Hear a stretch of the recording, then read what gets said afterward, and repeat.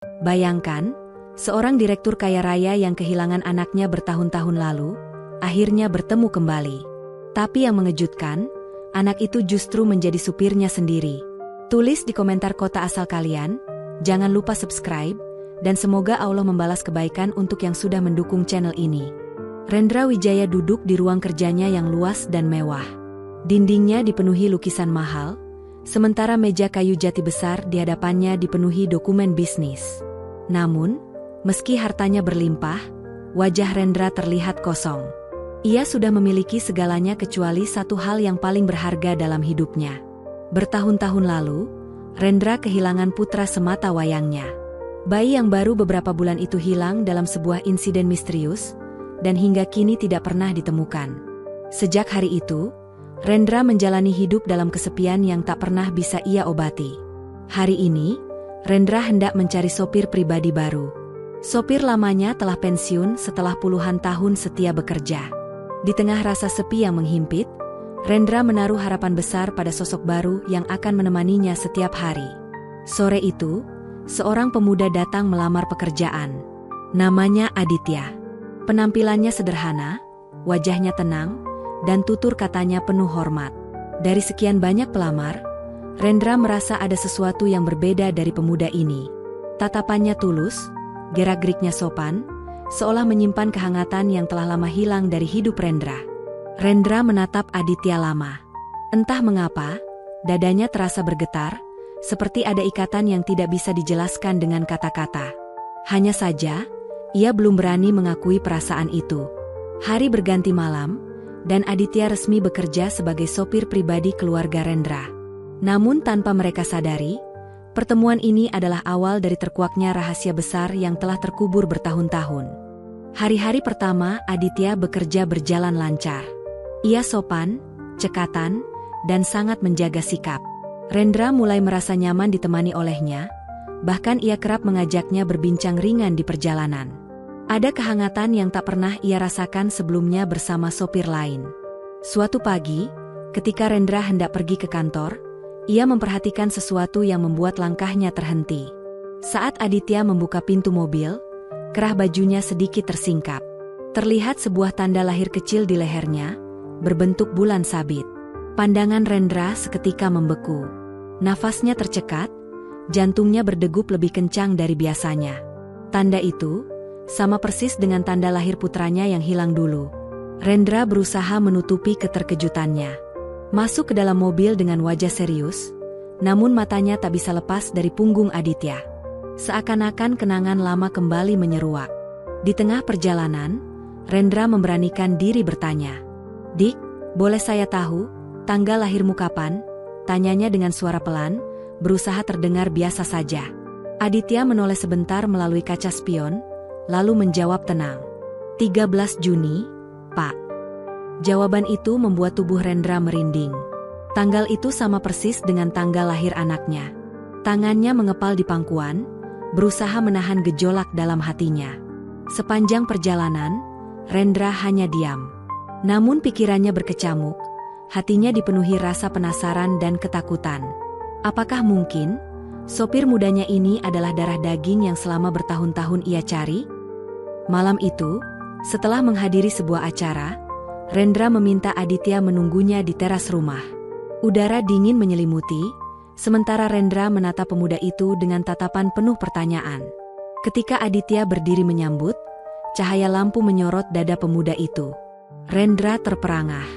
Terlihat sebuah kalung tua yang tergantung di leher Aditya. Liontinnya berbentuk setengah hati, tampak usang namun jelas masih disimpan dengan penuh arti. Rendra hampir tak mampu menahan emosinya. Ia ingat betul kalung itu. Dulu, saat putranya masih bayi, ia menghadiahkan sepasang kalung berbentuk hati yang terbelah dua. Satu ia simpan, dan satu lagi ia kalungkan pada bayi kecilnya yang kini entah di mana. "Kalung itu, dari mana kau dapatkan?" Suara Rendra bergetar. Aditya menunduk, menggenggam liontin itu erat.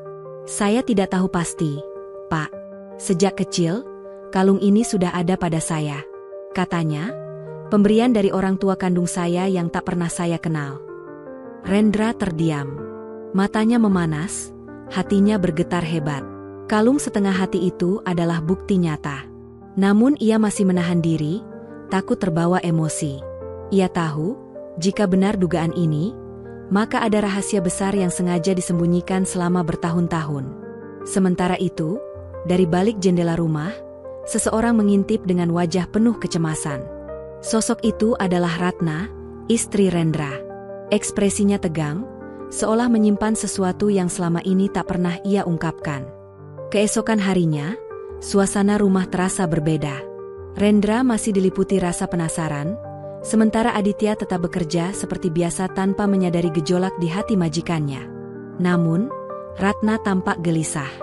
Sejak pagi, ia mengamati gerak-gerik Aditya. Tatapannya tajam, penuh kekhawatiran. Saat makan malam, ia akhirnya membuka suara dengan nada rendah namun tegas. "Mas, aku perhatikan, kau terlalu memperhatikan sopir baru itu." Rendra menoleh dengan kening berkerut. "Apa maksudmu, Ratna?" Ratna menghela napas panjang, lalu mendekat. Suaranya nyaris berbisik. "Aku hanya ingin mengingatkan. Pemuda itu bisa membawa masalah besar. Ada hal-hal yang lebih baik tidak kau ungkit lagi." Ucapan itu membuat Rendra terdiam. Ia menatap Ratna penuh tanda tanya. Seolah ada sesuatu yang sengaja ditutupi. Namun Ratna buru-buru berdiri, meninggalkan ruang makan tanpa menjelaskan lebih jauh. Malam itu, Rendra tidak bisa tidur. Bayangan tanda lahir, tanggal lahir, dan kalung setengah hati terus menghantui pikirannya. Semakin ia mencoba mengabaikan, semakin kuat firasat yang menghentak hatinya. Di luar kamar, Aditya duduk sendirian di serambi. Ia menggenggam kalung tuanya, memandang langit malam penuh bintang. Ada kesedihan dalam matanya, seakan ia pun merindukan sosok yang tak pernah ia kenal sejak lahir. Tanpa mereka sadari, masa lalu yang pahit perlahan sedang menggiring mereka menuju kebenaran yang selama ini tersembunyi. Suasana rumah semakin aneh. Rendra kerap terdiam lama menatap Aditya, sementara Ratna makin sering menunjukkan kegelisahan. Hingga pada suatu sore, saat Aditya sedang mencuci mobil di garasi, datanglah seorang lelaki tua yang sudah lama bekerja untuk keluarga Rendra. Ia adalah Pak Darman, mantan kepala rumah tangga yang masih sering berkunjung. Pak Darman memperhatikan Aditya dari jauh, lalu perlahan mendekat. Tatapannya penuh selidik, seperti sedang mengamati sesuatu yang membuat dadanya sesak. "Anak muda," ucapnya pelan, "bolehkah aku bertanya sesuatu?" Aditya menoleh sambil tersenyum sopan. "Tentu, Pak. Silakan." Pak Darman menelan ludah. "Sejak kapan kau memiliki kalung itu?" Ia menunjuk pada liontin setengah hati yang menggantung di leher Aditya. Aditya terdiam sejenak, lalu menjawab lirih. "Sejak kecil, Pak. Kalung ini satu-satunya peninggalan yang saya punya dari orang tua kandung saya. Saya dibesarkan orang lain, jadi saya tidak tahu pasti kisahnya." Mata Pak Darman memerah. Suaranya mulai bergetar. "Aku ingat kalung itu. Kalung itu dulu milik bayi yang hilang dari keluarga ini. Bayi laki-laki yang dicari Tuan Rendra bertahun-tahun." Aditya terkejut. Tangannya refleks menggenggam liontin itu erat. "Maksud Bapak?" Pak Darman menghela napas panjang, menatap Aditya dengan penuh haru. "Ada banyak rahasia yang disembunyikan. Tapi satu hal yang pasti, kau sangat mirip dengan tuan muda yang dulu hilang. Bahkan tanda lahirmu pun sama." Ucapan itu membuat dada Aditya bergemuruh. Untuk pertama kalinya, benang merah masa lalu mulai terhubung dengan dirinya. Namun ia tahu, semakin jauh ia mencari jawaban, semakin besar pula risiko yang harus ia hadapi. Sejak pertemuan dengan Pak Darman, hati Aditya tak pernah tenang. Malam itu, ia duduk di kamar kecilnya di paviliun rumah Rendra, memandangi kalung setengah hati yang tergantung di lehernya. Kata-kata Pak Darman terus terngiang, membuat dadanya bergetar. Kalung itu dulu milik bayi yang hilang dari keluarga ini. Aditya merasakan sesuatu yang aneh. Sepanjang hidupnya, ia memang sering merasa hampa. Ia dibesarkan oleh keluarga angkat yang keras, tanpa kasih sayang. Kalung tua itu menjadi satu-satunya pengingat bahwa ia punya masa lalu yang tidak pernah ia ketahui.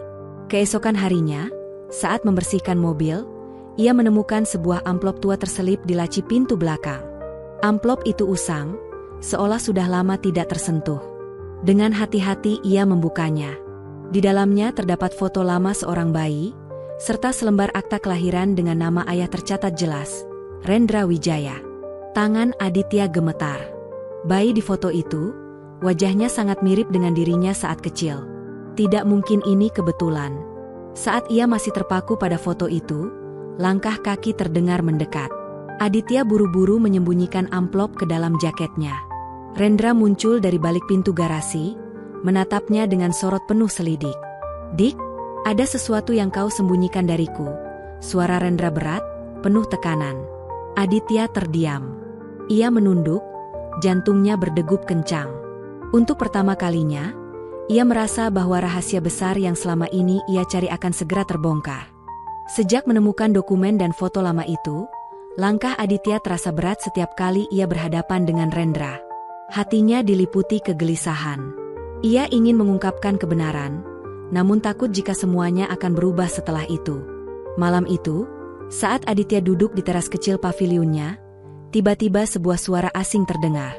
Seorang pria dengan wajah tertutup topi hitam mendekatinya dengan langkah pelan. Suaranya berat, penuh ancaman. "Kau sebaiknya berhenti mencari tahu tentang masa lalumu." Aditya tersentak, berdiri dengan tubuh tegang. "Siapa kau?" tanyanya tajam. Pria itu mendekat, lalu menyelipkan secari kertas ke saku baju Aditya. "Jika kau terus menggali, bukan hanya kau yang akan celaka, tapi juga orang yang selama ini kau hormati." Setelah berkata demikian, pria itu melangkah pergi ke kegelapan malam, meninggalkan Aditya dalam kebingungan dan ketakutan. Dengan tangan gemetar, Aditya mengeluarkan kertas itu. Tulisan di dalamnya singkat namun menggetarkan hati. "Rahasiakan siapa dirimu, atau semuanya akan hancur." Aditya meremas kertas itu. Dadanya sesak, matanya memerah. Untuk pertama kalinya ia sadar, kebenaran tentang dirinya bukan hanya soal pertemuan dengan ayah kandung, tetapi juga menyangkut sebuah rahasia besar yang ada di balik kehilangan dirinya dulu. Sementara itu, dari dalam kamar utama, Ratna berdiri di balik tirai jendela. Ia melihat percakapan singkat tadi dengan wajah pucat. Air matanya menetes. Ia tahu, bayangan masa lalu yang selama ini ia sembunyikan kini mulai muncul ke permukaan. Keesokan harinya, Aditya tak bisa lagi menahan rasa gelisah. Ia memberanikan diri menemui Pak Darman yang sedang duduk di taman belakang rumah. Wajahnya serius, matanya menyimpan banyak pertanyaan. "Pak, siapa sebenarnya saya?" Suara Aditya pelan, namun penuh tekanan. Pak Darman terdiam lama. Ia menatap Aditya dengan mata berkaca-kaca, lalu menarik napas berat. "Nak, kau harus tahu, Tuan Rendra memang kehilangan anak laki-laki bertahun-tahun lalu. Bayi itu hilang secara misterius. Banyak yang mengira diculik, tapi kebenaran tidak pernah terungkap." Aditya mengepalkan tangannya. "Kalau begitu, mengapa saya memiliki kalung, tanda lahir, dan tanggal lahir yang sama? Tidak mungkin semua itu hanya kebetulan." Pak Darman menunduk. "Karena memang bukan kebetulan. Ada pihak-pihak yang sengaja memisahkanmu dari keluargamu sejak kecil. Aku tidak tahu siapa dalangnya, tapi aku tahu, ada orang dekat keluarga yang terlibat." Jantung Aditya berdetak semakin keras. Ucapan pria misterius semalam kini terasa semakin nyata.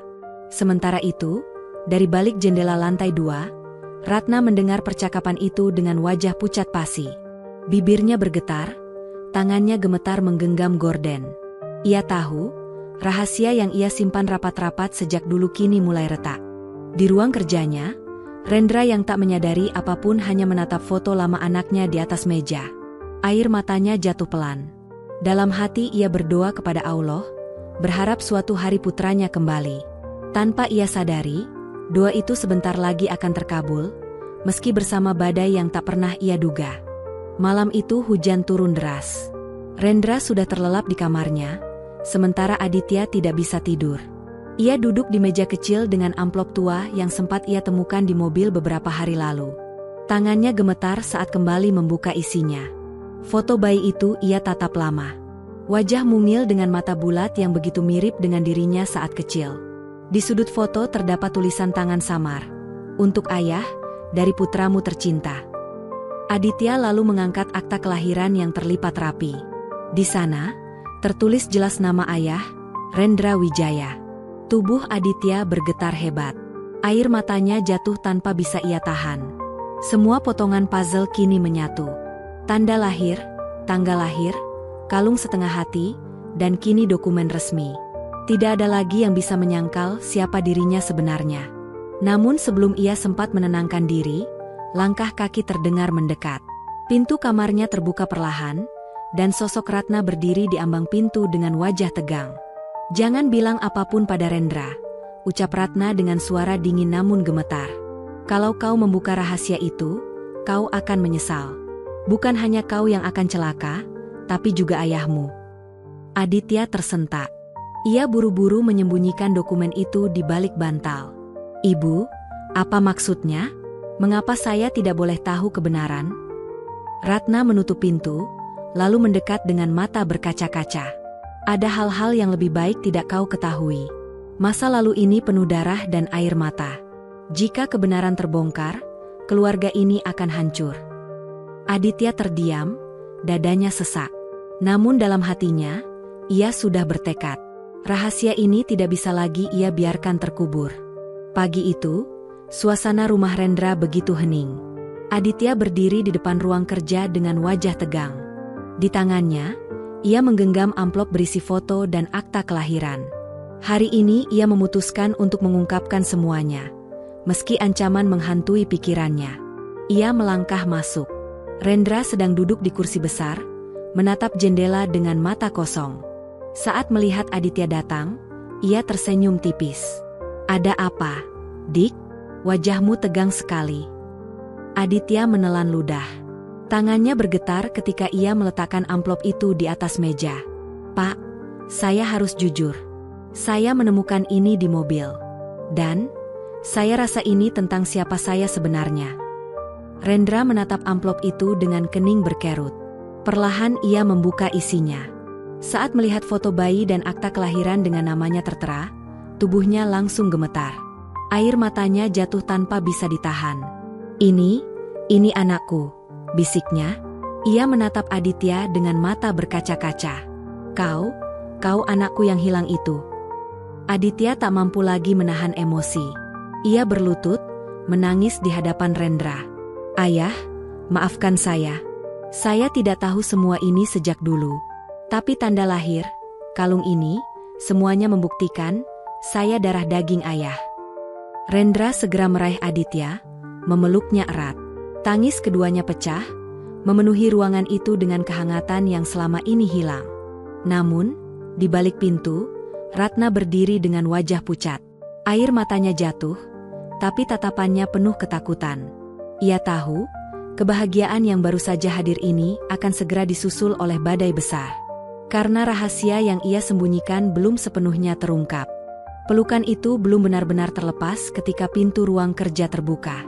Ratna masuk dengan wajah tegang. Rendra menoleh, matanya masih basah oleh air mata. "Ratna, kau tahu? Aditya ini, dia anak kita. Anak yang selama ini hilang." Ratna terdiam, tubuhnya bergetar. Ia memandang Aditya dengan sorot mata penuh rasa bersalah. "Ya, aku tahu," ucapnya lirih. Rendra terkejut. "Apa maksudmu? Kau tahu sejak kapan?" Air mata Ratna jatuh deras. "Sejak awal. Sejak aku melihat kalung itu. Aku tahu dia anak kita. Tapi, ada alasan kenapa aku tak bisa membiarkan kebenaran ini terungkap." Aditya menatap Ratna dengan mata merah. "Kenapa, Bu? Kenapa Ibu sembunyikan semua ini dari ayah? Dari saya?" Ratna terisak. "Karena dulu, akulah yang ceroboh. Akulah yang membuatmu hilang. Malam itu, ketika kau masih bayi, aku meninggalkanmu sejenak di taman rumah sakit. Saat kembali, kau sudah tidak ada. Aku takut, aku panik, dan aku tidak pernah punya keberanian mengakui kesalahanku pada ayahmu." Rendra menatap istrinya dengan amarah bercampur pilu. "Selama ini, rahasia itu kau pendam sendiri? Bertahun-tahun aku mencari anakku, sementara kau tahu sumber semua ini adalah kelalaianmu." Ratna menangis semakin keras. Aku hanya ingin melindungi keluarga kita dari aib. Aku tidak pernah menyangka anak kita benar-benar masih hidup. Sampai akhirnya dia datang sebagai sopir. Hening menyelimuti ruangan. Aditya tertegun, hatinya hancur. Rahasia yang ia harap bisa membawa kebahagiaan, ternyata juga menyimpan luka yang begitu dalam. Aditya berdiri mematung, dadanya sesak menahan emosi. Ia memandang kedua orang yang selama ini ia anggap majikan, kini ternyata darah dagingnya sendiri. Jadi, semua penderitaan ini berawal dari kelalaian ibu. Suaranya bergetar, penuh luka. Ratna berusaha mendekat, namun Aditya mundur selangkah. "Nak, maafkan ibu, aku sudah menanggung rasa bersalah ini bertahun-tahun. Aku takut, aku malu, dan aku tak tahu bagaimana menghadapimu." Rendra mengepalkan tangan. Wajahnya merah padam, bukan hanya karena marah, tapi juga karena hancur. "Ratna, bertahun-tahun aku menyalahkan diriku sendiri. Aku menuduh dunia kejam telah merenggut anak kita. Tapi ternyata, semua ini karena kelalaianmu sendiri." Suara Rendra berat, penuh getaran. Ratna jatuh berlutut, menangis tanpa henti. "Aku rela kau membenciku, tapi jangan salahkan Aditya. Dia sudah cukup menderita." Aditya menutup wajahnya dengan kedua tangan. Semua yang ia bayangkan tentang pertemuan kembali dengan keluarganya, runtuh seketika. Ia membayangkan pelukan hangat, kebahagiaan, dan awal baru. Tapi kenyataan ini justru membuka luka lama yang lebih dalam. Rendra mendekat, menepuk bahu Aditya dengan hati-hati. "Nak, apapun yang terjadi, kau tetap anakku. Aku sudah kehilanganmu sekali, aku tak ingin kehilanganmu lagi. Biar semua kesalahan ini ayah tanggung bersama." Aditya terdiam. Air matanya jatuh deras. Untuk pertama kalinya dalam hidup, ia mendengar kata ayah yang sesungguhnya, dari mulut darah dagingnya sendiri. Namun di balik itu semua, satu pertanyaan besar masih menggantung di hatinya. Malam ketika ia hilang, siapa yang sebenarnya membawanya pergi? Malam itu, setelah Ratna tertidur dengan mata sembab, Aditya duduk di teras rumah. Angin malam berhembus dingin, tapi pikirannya lebih dingin dari udara yang menusuk kulit. Ia menatap langit gelap, mencoba menyusun kepingan ingatan yang samar. Yang paling jelas di benaknya hanyalah suara tangisan bayi lain, lalu tangan kasar yang mengangkat tubuh kecilnya dari pelukan. Setelah itu, hanya ada kegelapan dan perjalanan panjang yang tak pernah ia pahami. Rendra duduk di sampingnya, menyalakan